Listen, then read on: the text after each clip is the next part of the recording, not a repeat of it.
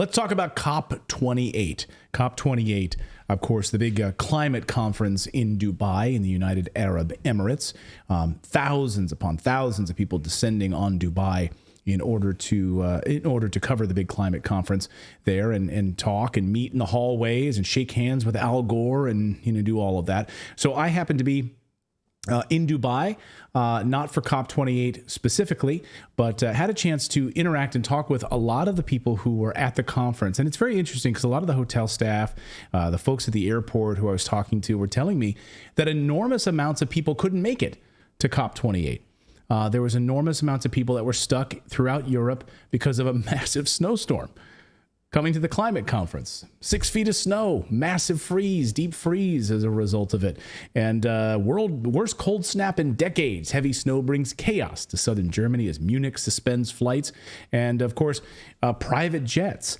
This is hilarious to watch, these private jets who they couldn't take off. So a lot of the COP28 private jets that were set to come there couldn't. So things had to be delayed. Conference schedules had to be adjusted as a result of it because of the deep freeze. And they were waiting on some of the hotel staff people, and folks were telling me that they're waiting on all these people. They're just not. They haven't been able to get out. Haven't been able to arrive because of the snowstorm. Because the Earth is heating up so quickly. So this is a big problem. Exactly. Good question. Since when? That's the perfect question. If you've been watching our show for any length of time, you know the joke on that. Anyway, but one big thing that's sort of been like a big umbrella of weirdness that's unfolded over COP28 over the past few days in Dubai was this comment, or a series of comments, and then a doubling down of these comments by the president of COP28. The president of COP28, the UAE Sultan Al Jaber, was recorded on a Zoom call with Mary Robinson, of course, who's the former UN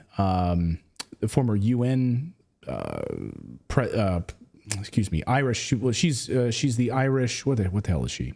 Anybody? She was a former president. She was a former Irish president. Ambassador? Former Irish president, but yes, as part of the UN's climate convoy, garbage, whatever. Anyway, so she's been leading this effort, right? Her big thing is climate change is killing women specifically, pregnant women and children specific, but it's really women that climate is really killing. So before COP28, she wanted to speak with COP28's president as they're gearing up for this. So they had a big Zoom meeting. After they'd met in Beijing, they agreed to do another meeting. He agrees to do this Zoom meeting with her once again to kind of talk about the agenda for COP28. And he basically flat out tells her, there is no science behind what you're asking me to do, which is to phase out fossil fuels, oil, natural gas, get rid of it. There's no science. Like, you're lying about it, and you're asking me to basically go out and lie about it for you, on your behalf, for your scam. So listen to this leaked Zoom that has now been released. The Guardian had it. But this leaked Zoom meeting has been like under the underbelly, the undercurrent of the COP28 meeting.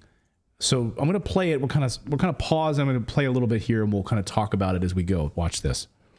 Sultan, I'm really pleased that you did accept the invitation that I extended to you when we were together in Beijing with the Friends of the Paris Agreement to take part in this summit. I think one urgent message has come through in the entire day of the summit. I've heard it at every session, I think, and that is that we're in an absolute crisis that is hurting women more than anyone, women and children, the elderly, those with disability, etc., and those most vulnerable. And it's because we have not yet committed to phasing out fossil fuel. That is the one decision that COP28 can take under your presidency. And in many ways, because you're head of the Abu Dhabi National Oil Company, you could actually take it with more credibility by saying, I now recognize we have to phase out fossil fuel with just transition for the workers and their communities, and just transition into renewable, accessible, affordable clean energy. It's not going to happen overnight, as you say. It will be orderly but urgent. I didn't hear the word urgent enough in your voice when you spoke earlier. That's why I kind of interrupted. That's very pedantic, isn't it? What urgent means. A fast track is not good enough. Fast track is, it can be more of a managerial term. Urgency is crisis. Yeah, so I need you to say the word urgent over and over and over. You need to repeat it so people hear you saying urgent, urgent, urgent. You got to keep saying it. That's what she wants. I love her telling him exactly what words to use. Like, right. I didn't think you were panicked enough, and I'd like to hear that out of your voice. It's very condescending. Right. It's clearly from a woman who doesn't know, the real issues here and is not a businesswoman at all. But listen to his response. Yeah, we can always play with words here. You are a good politician and you know how to use words better than I do. I'm a businessman. I am centered around delivery and actions. Well, will you lead on phasing out fossil fuel with just transition, as I've said? You can take the lead. I'll make sure I put you as an item on the agenda and I'll adopt it. Someone has to take the lead. You are you come from a developed country. Developed countries, I'm sure, can take the lead like they always do and lead by example. You can lead by example. And like I said from the beginning, I accepted to come. Because, here's the thing. Because, the industrial world, you developed world, you love to boss other people around all the time. You love to tell others what to do, but then you fail to lead by example on whether it's humanitarian issues, whatever. But you guys should lead by example here. It'd be great, right? To this meeting to have a sober and a mature conversation. I'm not in any way signing up to any discussion that is alarmist. I am here factual and I respect the science. And there is no science out there or no scenario out there that says that the phase out of fossil fuel is what's going to achieve 1.5. 1.5 is my North Star. And a phase down and a phase out of fossil fuel, in my view, is inevitable. It is essential, but we need to be real, serious, and pragmatic about it. But the real serious and pragmatic doesn't take into account that we are in. I mean, I respect that you've done a lot of hard work preparing for this COP and that you've listened to the science. The science is very acute now. We don't have any time. They say 6 or 7 years. We've got to peak by 2025 latest in fossil fuel. Fossil fuel, and your company is investing in a lot more new fossil fuel, and that's going to hurt women. Ma'am. You've just accused me of something that is not correct. I'm sorry, I don't take it. Now I ask you to prove to me. I read that your company is investing in a lot more fossil fuel in the future. Yes, ma'am, you're reading your own media, which is biased and wrong. I am telling you, I am the man in charge, and it is wrong, ma'am. You need to listen to me, please. I'm very pleased to hear it. I'm very pleased to hear it. It is wrong. You guys write a lie and you believe it. I'm sorry. Your Irish media, UK media, whatever, writes a lie and you believe it. It's your media that you're reading, which is lying to you. By the way, that it's terrible for women. Can we talk about the women who rely on fossil fuels in Africa, in hospital situations throughout Haiti and other places that rely on fossil fuels to be able to deliver babies? They don't have some sort of massive technological solar infrastructure with backup batteries and who knows what, wind power and everything else. No, they rely on fossil fuels. If they don't have fossil fuels, they die. They die. And that's Michael Schellenberger writes about that in his book. Alex Epstein, writes about that in his book on Fossil Future and dives deeply into that, exactly how important that is and how actually when people use this canard that it's hurting women, when you actually remove fossil fuels, it actually hurts women more. But Mary Robinson doesn't want to hear that. I can follow what I see. I am not accepting this. I'm sorry. I'm sorry. I respect you, and I do not accept any false accusations. I've been very clear about my position. This is wrong. And you're asking for a phase out of fossil fuel. Please help me, show me a roadmap for a phase out of fossil fuel that will allow for sustainable socio-economic development. Unless you want to take the world back into caves. No. Show me. Yeah. I think we can. We have 8 billion. Women will be part of that. Give me the solution. You talk about having women be involved. We in this small country. So then he goes on. She says, I think we can. But that's not good enough. No. You've just lectured me on doing something you want me to do, but you think you can prove that with data? Like, hang on, let me ask Google Bard, because Google will come up with any kind of woke solution you ask it to. But you don't know? Right. If you're going to lecture someone, you better have those numbers in your back pocket. No, she has no data whatsoever. But then, by the way, he came out today and doubled down on that position at COP28 and made a speech in front of everyone. Yeah, there's no science. There's no science to support. So basically, the entire conference, you have all these people, we're going to get into some of the speeches here in a second, they're all there blowing gas. You know, they're all literally hot gas. And so they can just rub shoulders. Now, there's been some criticism saying, you know, the whole reason he was having this climate conference in Dubai is it so he could make backroom oil deals with people. I hope so. Go ahead. I hope that that's the case. They said that, you know, that's an absolute lie. That's not the case. But I hope he is. I hope they're making big oil and natural gas deals so that we can get, you know, more access to fossil fuels. Well, again, because most of the data, not because we love oil and gas, we do love people to wear warm coats that come from oil and gas. Petroleum. Right. We love for... Shingles on your roof that are made from petroleum. Well, we love to get antibiotics when our kids are sick that are shipped with fossil fuels. And also because the data clearly shows that any time people become more prosperous because of the advent of fossil fuels and the way that it allows prosperity to increase in their lives, their carbon footprint goes down. So, yeah, I'm for that. Go ahead, David. And we can't forget those protective vests that the Just Stop Oil protesters wear to make them so that they're safe and can be seen in traffic. Those are made with oil. Those are made with oil. Yeah. Yeah. Your tires, everything is made with oil, petroleum. So you can walk around naked from now on, I guess, if you want to get rid of it. It's not just about powering your car. It's about everything in your house comes from there. Everything. Look around your kitchen. Everything comes from it. Everything. So, you know, this lecturing of other countries has a strong history, right? These lecturing of other countries that tell, like, you know, industrialized countries telling other countries, you know, you have to basically skip over the industrialization period that gave rise to prosperity and riches and wealth. Right. Well, he mentions here that she says something like, well, we don't think you're going to have any kind of peak carbon output and then come down.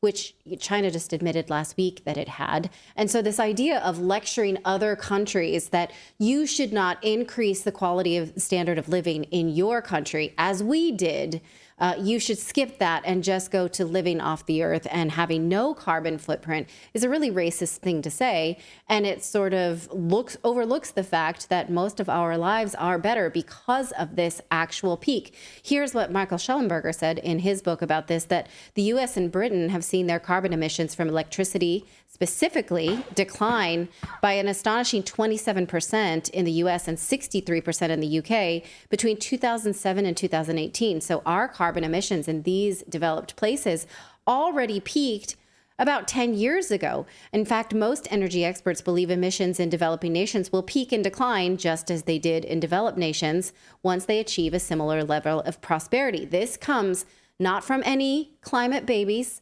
not from anybody gluing themselves with soup or glue or cement to any artwork or civilian infrastructure, not from any of that. It comes from technological progress. Yeah. By humans. We do it ourselves. Yeah, and to your point, and then China's CO2 emissions may be falling already. Of course, we just talked about that last week. This was a big moment to say, oh, their emissions have already peaked now and coming down.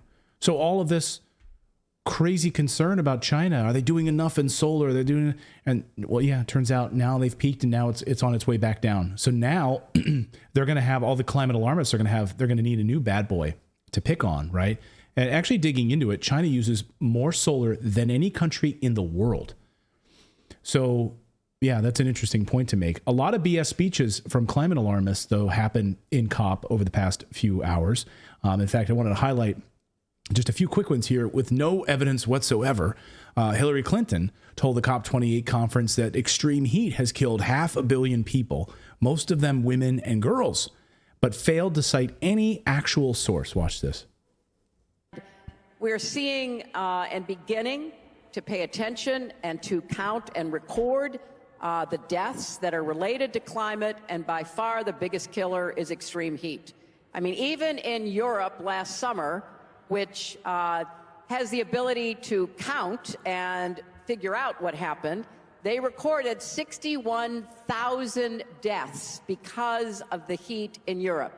We don't have that kind of number yet from Africa, Asia, Latin America, but we know and estimate that we probably could measure about 500,000 deaths. And the majority of those are women and girls, and particularly pregnant women. Oh, really? Okay. Okay, look, bitch. So, did you know that for every one person that dies of heat, about 7 die of cold? yeah, don't talk about the cold. We only want to focus on the heat. They only want to talk about the heat. It's inconvenient for them to talk about the cold. And furthermore, elderly women are more likely to die of heat because, and women then are disproportionately affected because women live longer. You know what also sucks is when you're in Germany and you don't have any natural gas because Hillary's cronies blew up your Nord Stream pipeline. So it's a cold winter now in Europe. And sorry, we don't have natural gas, or we're asking you in the UK and Germany and other parts across Europe, because we don't have natural gas, turn down your thermostats, just wrap yourselves in additional blankets right now, even if you're elderly, because, you know, we don't have natural gas and fossil fuels to be able to heat your homes. We blew up the Nord Stream pipeline. But she literally just said in Africa, probably 500,000 people. No, she has zero evidence of it. Right. Zero evidence. She said we don't have those numbers. But listen to the implicit racism in her statement, because she said Europe can count, but Africa can't. No, I know that. I love that. Yeah, Europe can, you know, they know how to count. They know their numbers because they know can count. math. They Africa, have math. Maybe I'll go there someday and teach them their ABCs and their 1, 2, 3s. But they're busy not counting right now. Like, what kind of elitist says that? Yeah, More like people. they're just busy dying. Of I heat. mean, where? Yeah, Philip, like take it first. I'd like to point out that algebra, you know, and actually the symbols we use for our numbers. Guess where that came from? Ethiopia, right? Africa. Yeah. Just saying. Yeah. Well, various places in Africa, but that's where we got algebra.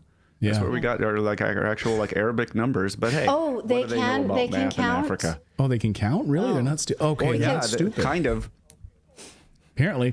You know what you can count, actually, is how many more people probably have been mysteriously committed suicide that were close to the Clintons that have been killed by climate change. As we've covered before on the show, that 61,000 number that she threw out there, 61,000 extreme heat deaths figure, is from Europe. It's taken from a study by the Barcelona Institute for Global Health, which is funded by Bill and Melinda Gates. So just FYI on that, if you're wondering where that source came from that she throws around, that 61,000 number. Remember the conspiracy that they would start charging you carbon taxes. Remember this? Oh, that's just a conspiracy theory. So your movement, if you drove too many miles this month, we're going to charge you an additional carbon tax based on your movement. And how, when this is tied to your digital ID and your CBDCs control everything, that's all a conspiracy theorist, right? Or that's all a conspiracy theory, right? You guys are just conspiracy theorists over at Redacted. Until COP28 comes around and they admit on stage exactly what we've been saying is coming.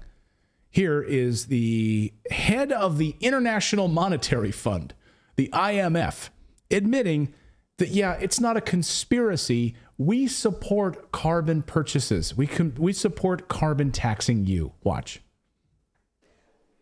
We are a huge proponent of carbon price.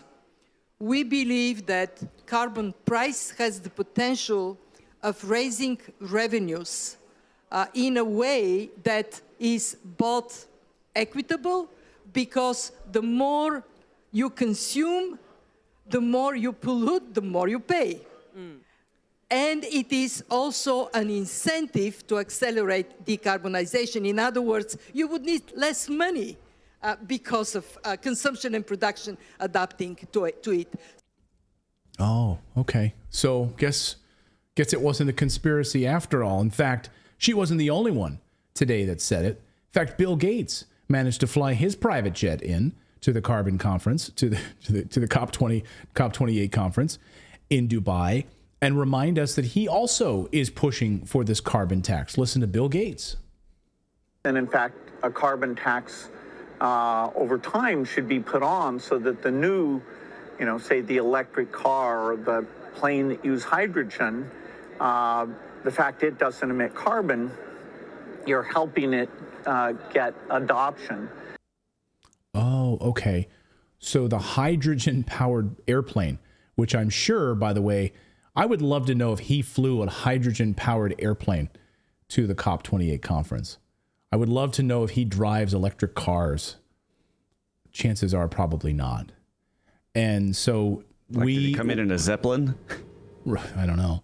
We will charge you these carbon taxes because you want to use fossil fuels. If you want to use gas in your gas guzzling car, then we will charge you an additional carbon tax, and it'll be tied to your digital ID. We will know and be able to track you. And what is your carbon footprint? Some banks now, if you log in, they will tell you at the top of your statements, what is your carbon footprint? How many of you noticed this with some of the big banks out there? How many of you have logged in your bank and looked at your statement and saw at the top you can now see your carbon footprint? You can sign up for that. In fact, they may even do it for free now within one of your accounts. They're already cataloging it. So they track every purchase you make, how you spend your money based on those purchases and how you arrived at those locations. They're telling you what your carbon footprint is. Oh, okay. So if you get some sort of a government assistance or you get some sort of social, who knows how they would tap into this to tell you you don't have access to these funds. There's a deep rabbit hole we can go down, but we're already seeing the groundwork being laid for this. Yeah. All of these stakeholders, these guys who are running these conferences, who are there and who are shaking hands in backroom deals, these big bankers and Vanguard and BlackRock and all of these guys that put all of this stuff together. It's not a conspiracy. It's happening right now. But these I just love the dual stories coming out of COP28. It was interesting to see. I can't believe she said that Africans can't count. I can't get over that one. Yeah. Well, I can count, and one thing I can that if they implement this individual carbon tax, it's not going to be based on a percentage of your net worth. Because if it was, then maybe some of these people would stop flying around in their damn private jets. Yeah. But it's going to be a flat number, which means it's not going to affect them. It's sort of like traffic tickets, where if a traffic ticket is a certain amount of money, it's just a poor tax. Because a rich person, they don't care about these financial penalties. Yeah. So it's like they'll pay it. If it's like $100, if you go over a certain amount, they don't care. They'll still fly their private jets. But then we can't drive to work. We can't go get groceries because we can't afford it. Yeah. That's really good math, Philip. You must not be African. Yeah. And also I wonder too if if there would be reparations. Can you imagine there would be calls for carbon reparations? Oh, there are already. Your company has done this for 20 years. We're going to bring a reparations lawsuit for your carbon destruction or something. Yeah. I'm sure that's probably next. There'll be reparations for that. Right. All right. Well, let us know what you think of this in the chat. We're going to continue to follow this conference as it unfolds this weekend, because even the mainstream media is covering it as if it is the Messiah that is coming to save us from impending doom. So even just today, Clayton and I were walking through a store and we saw Al Gore on the TV, on the TVs, and there's that guy there. And I was like, who's that old guy? It looks like Al Gore. I was like, oh, it is Al Gore. It is Al Gore. Yeah. So. But I just love the two different stories kind of coming out of this conference. You have the Sultan telling these people that there's no science about it. Yeah. He's leading the conference and they're all like, oh, okay. And all right. Thank you, Sultan, for that warm introduction. The first conference today is about how Women are dying from climate change. Hillary Clinton, come on up to the stage. You know, just after the president just told us that this is all fake and there's no science behind it. I love it. Super cool. All right. Thank you so much for watching this segment here at Redacted. We are live every day at 4 p.m. Eastern time, trying to share the stories that the mainstream media will not cover. You should also come over and join our community of Redacted Rebels over at redacted.inc. That's our private locals community where we can share exclusive content that we simply cannot share here on YouTube. Come over and join the rebellion together right now by going to redacted.inc. We'll see you next time.